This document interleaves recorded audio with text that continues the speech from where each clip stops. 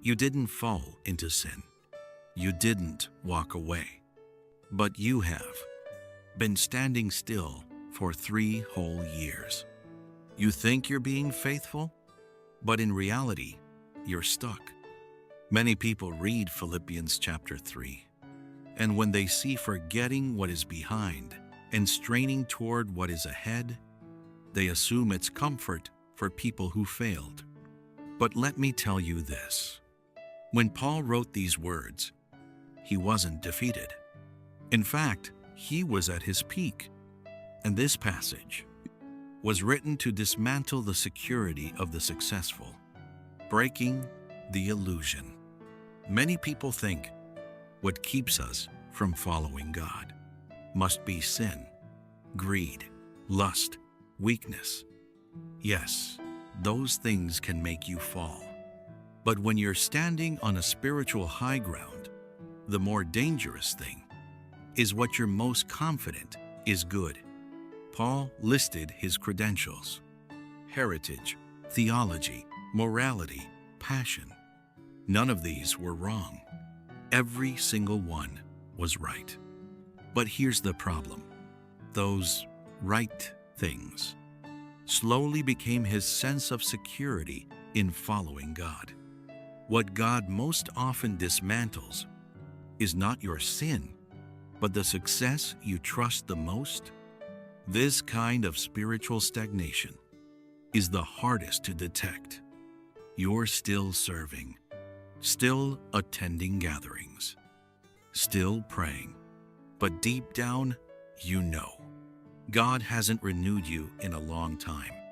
What you're sharing are revelations from 3 years ago. What you're doing relies on experience from 10 years ago. It's not that you don't want to follow God. You're just afraid to let go of the path that once proved successful. Paul says in the passage, to forget what is behind.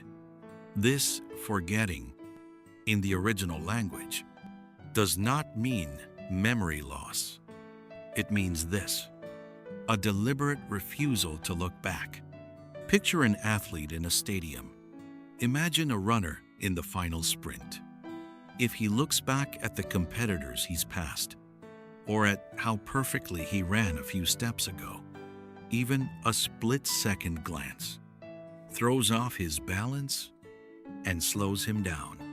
You can remember the past, but you cannot keep running while checking if the past still works. That's why you've stalled. Maybe you're not stuck because of sin, but because you're stuck in the methods God once used powerfully. It's not that you don't want to follow God. You just don't want to give up the path that once worked. This is the real root of stagnation. You're afraid God might change directions. You're afraid to leave the road that feels safe. You're not just living in past success. You're dependent on it, unwilling to let God's renewal disrupt your comfort. Then Paul says to strain forward. This word strain describes a forward-leaning posture. Your entire center of gravity has moved past the point of support. It's a posture with no way back. But many times, your mouth has said yes to God while your body stays in the old place. You say, Lord, I'm willing, yet your sense of security is still clinging to old success. That's why God doesn't look at your enthusiasm. He looks at where your life's weight truly rests. Running toward the goal, power of vision. The goal Paul talks about is a clearly visible marker. The judge and the reward are all there. Where you look is where you'll run. If you look back, you'll stall.